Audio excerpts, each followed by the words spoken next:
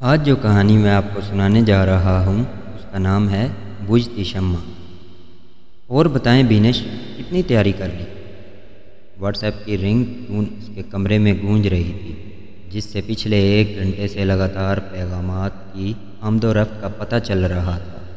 تمہیں میری شکل لگتی ہے پڑھنے والی؟ اوپر والے پیغام کا جواب آیا، جس کو پڑھ کر اس کے چہرے پر مسکراہٹ پھیل گئی۔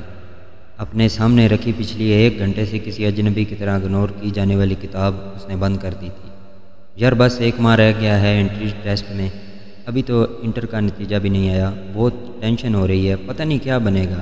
اس نے اگلا میسج ٹائپ کیا، لیکن تب تک بینش آف لائن ہو گئی۔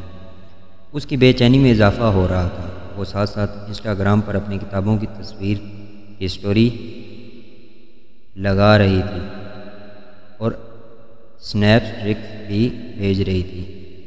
پچھلے 1 گھنٹے سے جب سے وہ کتاب کھول کر بیٹھی تھی، انہی کاموں میں لگی تھی۔ ہوسیا بیٹا، ذرا باورچی خانے میں میری مدد تو کر دو۔ سلطانہ بیگم کی اپنے کمرے تک آتی چھاپ سن کر اس نے موبائل سائڈ پہ رکھا اور فوراً کتاب کھول لی۔ امی میں پڑھ رہی ہوں، اس نے کتاب میں سر دیے اوپر دیکھے بغیر کہا۔ بس برتن دھلوا دو تاکہ میں جلدی سے روٹی پکا لوں، میں بہت تھک گئی ہوں، کچھ دیر آرام کرنا چاہتی ہوں۔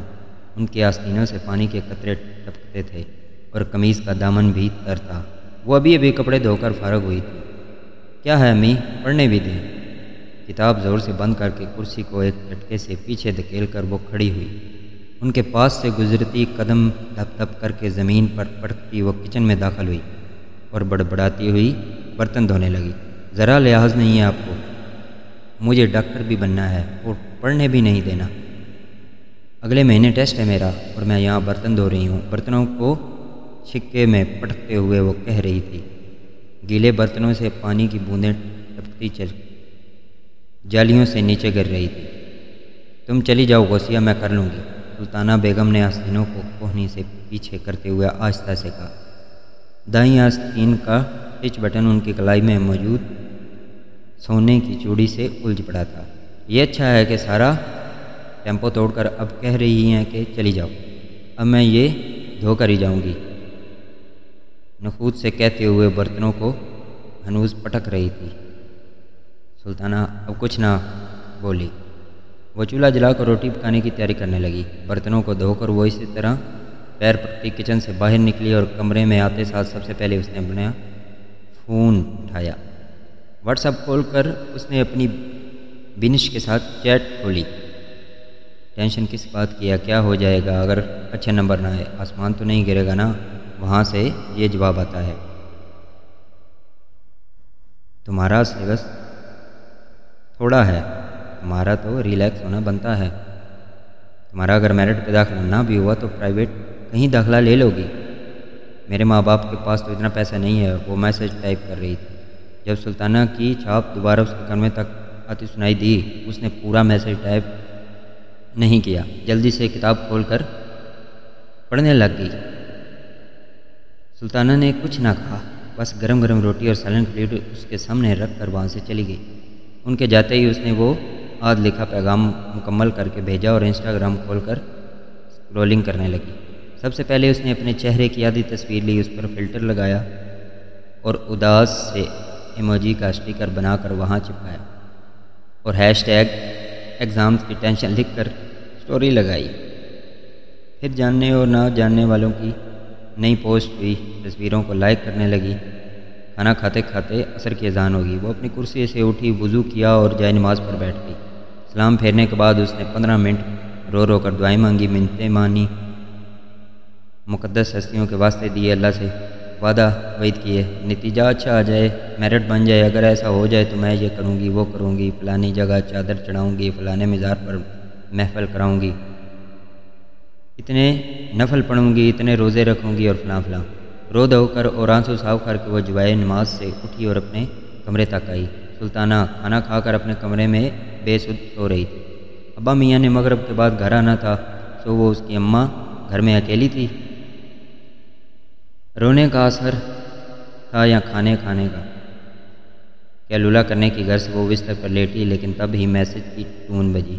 میں نے تو ڈاکٹر بننا ہی نہیں ہے، یا میرٹ نہ بننا تو میں پیسے خرچ نہیں کروں گی اپنے ماں باپ کے، میں کچھ الگ کروں گی، تم بھی ٹینشن نہ لو، مجھے دیکھو صبح سے ایک لفظ بھی نہیں پڑا، بستر میں پڑی ہوں کب سے، اب تو سونے لگی ہوں کچھ دیر، نیند جو آ رہی ہے، ہاں میں بھی بعد میں بات ہوتی ہے۔ میسج بند ہوتا ہے، آنکھوں سے لکھ کر اس نے موبائل آف کیا اور تکیے کے نیچے رکھا۔ اس کی آنکھ کسی تیز آواز سے کھلی، اس کا کمرہ اندھیرے میں غرق تھا۔ پہلے تو اسے سمجھ ہی نہ آیا کہ وہ کہاں سے اور کیا وقت ہو رہا ہے، پھر گھڑی دیکھ کر اسے اندازہ ہو کہ وہ تیز آواز اس کے گھر کے بالکل ساتھ بنی مسجد کے لاؤڈ سپیکر سے آئی تھی، جہاں مؤذن عشاء کی نماز کی اذان دے کر ابھی بھی فارغ ہوئے تھے۔ امی کمرے سے باہر نکلتے ہی اس نے سلطانہ کو آواز دی، جو باورچی خانے میں رات کا کھانا تیار کر رہی تھی۔ مجھے جگایا کیوں نہیں آپ نے؟ اس نے غصے سے کہا۔ مجھے لگا سارا دن پڑھتی رہی ہو، تھک گئی ہو، اس لیے میں نے سونے دی۔ خاک پڑھتی رہی ہوں، یہ آواز اس کے اندر سے آئی تھی جسے اس نے سنا ہی نہیں۔ اچھا یہ بتائیں کیا بنا رہی ہیں؟ رات کے کھانے تک اپنا پڑھنے کا پروگرام ملتوی کر کے وہ ادھر ادھر مصروف ہو گئی۔ کھانے کے دوران وہ 8 بجے والا ڈرامہ لگا کر بیٹھ گئی۔ ڈرامہ تو وہ کسی صورت چھوڑ نہیں سکتی تھی۔ کھانے کے بعد فوراً فون، انسٹاگرام، واٹس ایپ اور سنیپ چیٹ، یہی اس کی روزمرہ کی روٹین تھی۔ انٹر کے پیپر بھی اس نے اسی جوش و جذبے سے دیے تھے۔ چلو صبح پڑھوں گی، خود کو تسلی دے کر وہ دوبارہ بستر پر پڑ گئی، لیکن کچھ ہی دیر پہلے تو جاگی تھی، لہٰذا رات 3 بجے تک اسے نیند نہ آئی۔ اس کی آنکھ دوپہر 1 بجے کھلی۔ روزانہ کی طرح وہ کتاب لے کر بیٹھی، لیکن واٹس ایپ پر گفت و شنید کا سلسلہ شروع ہو گیا۔ اس کے بعد اسے اپنی کھلی کتاب پر توجہ دینا یاد ہی نہیں رہا۔ 2 ہفتے گزرے اور وہ دن آ پہنچا جس دن اس کا انٹری کا نتیجہ آنا تھا۔ وہ صبح سے ہی منتیں مرادیں ماننے میں مصروف تھی، کبھی قرآن شریف کی تلاوت کرتی، کبھی جائے نماز پر جا بیٹھتی، کبھی کیا ہوگا کی رٹ لگاتی۔ وہ صبح سے ہی بہت بے چین تھی۔ بیٹے آپ نے محنت کی ہے تو ڈرنے کی ضرورت نہیں ہے، انشاءاللہ نتیجہ بہت اچھا آئے گا۔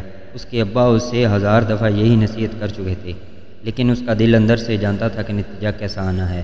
بس وہ اس حقیقت سے نظریں چرا کر کسی معجزے کا انتظار کر رہی تھی، لیکن معجزے ایسے نہیں ہوا کرتے۔ 70% کا نتیجہ لے کر جو ہنگامہ اس نے مچایا اور جس طرح فیڈرل بورڈ کو گالیاں دی، وہ والا حصہ ہم حذف کرتے ہیں۔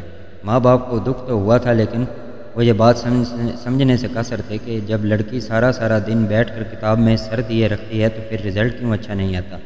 کیا رزلٹ آیا؟ بینش کا میسج اس کے موبائل کی اسکرین پر جگمگا رہا تھا۔ پہلے تم بتاؤ۔ 94% جواب فوراً آیا تھا۔ کیا وہ حقیقت میں چیخی تھی؟ ہاں مجھے بھی یقین نہیں آ رہا، میں نے تو تیاری بھی نہیں کی تھی اور پیپر بھی اتنے برے ہوئے تھے، لیکن پتہ نہیں کیسے آئے اتنے نمبر۔ میرے گھر والے تو ابھی بھی خوش نہیں ہیں، وہ کہتے ہیں آج کل تو لوگ 100% نمبر لیتے ہیں، تم نے 6% نمبر کہاں گوائے؟ غوثیہ بس فون اٹھا کر ہاتھ میں شل پہ بیٹھی تھی۔ ایگزام کے بعد بینش کی سڑی ہوئی شکل اس کی آنکھوں کے سامنے اب بھی گھومتی تھی۔ تمہارا تو مجھ سے بھی زیادہ ہوگا، ہر وقت پڑھتی جو رہتی ہو۔ غوثیہ سے رہا نہ گیا، اس نے فوراً بلاک کی آپشن پر انگوٹھا دبایا، اپنے فون سے سم نکالی اور فون کو دیوار پر پٹک دیا۔ اس دن اس نے کوئی نماز نہ پڑھی تھی، دل ہی دل میں وہ اللہ سے جتنے شکوے کر سکتی تھی اس نے کیے۔ میں نے اتنی منتیں مانی تھی، اتنے بڑے بڑے واسطے دیے، پھر بھی میرے ساتھ ایسا کیوں ہوا؟ انٹری ٹیسٹ میں بس 15 دن رہتے تھے اور اس کی تیاری صفر تھی۔ وہ بس ایک صفحہ پڑھتی تھی اور پھر یہ میں خود کر لوں گی کہ اگر آیا تو کہہ کر کسی اور خیال میں اس قدر غلطان ہوتی کہ وہ گزرنے کا احساس ہی نہ ہوتا۔ سلطانہ نے ابو سے کام کا کہنا چھوڑ دیا۔ اس کا واحد ڈر یہ تھا کہ کہیں ان کے کہنے کی وجہ سے اس کا داخلہ نہ رہ جائے۔ داخلے کے تو ویسے بھی اب امکانات بہت کم رہ گئے تھے۔ انٹری ٹیسٹ والے دن اس نے نیت سے دعا مانگی، اگر آج کا ٹیسٹ اچھا نہ ہوا تو وہ کبھی دعا نہیں مانگے گی۔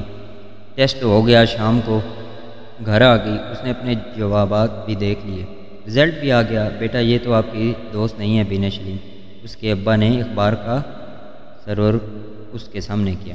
جی وہی ہے، لیکن اخبار میں اس کی تصویر۔ اس نے پھر پوری خبر پڑھی۔ پنجاب میں میڈیکل کے انٹری ٹیسٹ میں پہلی پوزیشن حاصل کی ہے اسلام آباد کی بینش سلیم نے۔ خبر پڑھ کر اس کا دل جیسے آری سے چیر دیا گیا۔